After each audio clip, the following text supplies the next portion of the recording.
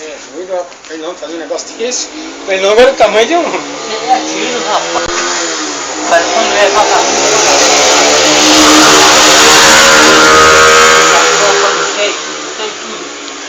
Assaltaram sua mulher ontem, foi? Da puta aí, caralho. Quem? Eu não conheço esse cara, né? Não conheço esse cara não. Ah, quem foi que assaltou sua mulher? Mas você prova? Você viu? Tem prova? Lógico, eu arrebento agora. Quer ver como que eu arrebento? É, o problema é seu e dele. Se eu tiver bom. Então, eu arrebento agora. Arrebenta. Entendeu? Aqui nós tem câmera, aqui no estacionamento, rapaz. Arrebenta. Vai embora, caralho. Vai embora. Põe essa porra dentro do ônibus, manda essa porra embora. Pra casa do caralho. Vai embora, caralho. Vai embora. Entendeu? Vai embora. O seu carro tá aí, 307?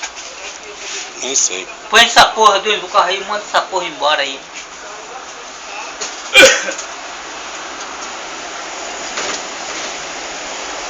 Vou dar um tabaco pra tua orelha aqui.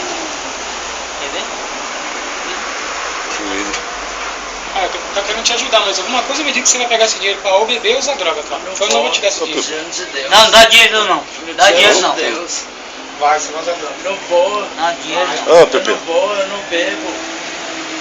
Dá dinheiro não. Fala outro comigo. Não, você vai dar dinheiro pra quem? Não, dá dinheiro não. Ele tá pedindo dinheiro pra ir embora, vai pro Sorocaba. Ih, você quer? dinheiro pro Sorocaba. Ei, dinheiro pra Sorocaba. Sorocaba, cadê? Ó, tá passando no pé da orelha, rapaz. Você vai beber, cara. Eu não bebo. Vem enganar, você tá me enganando. Que? Você não bebe um caralho, rapaz. Você roubou minha mulher onde, rapaz?